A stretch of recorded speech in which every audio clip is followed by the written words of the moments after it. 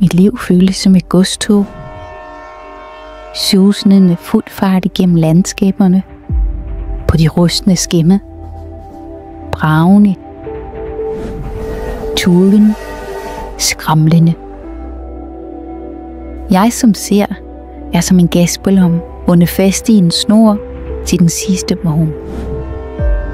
Med farten tager til, løfter vinden mig længere og længere op, og mit udsyn bliver større og større. Nogle gange bliver jeg blæst over med larmen og farten fra idéerne, overvældet følelserne og smurt ind i historien. Og andre gange nyder jeg at blive ført igennem luften ubesværet og elegant svævende over i fugleperspektiv, mens toget skramler og bamler under mig.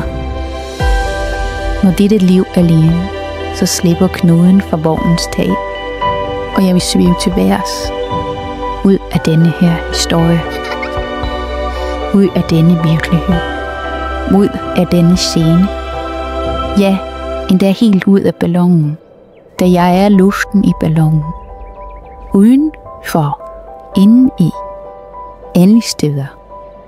Jeg er et med alt, for jeg er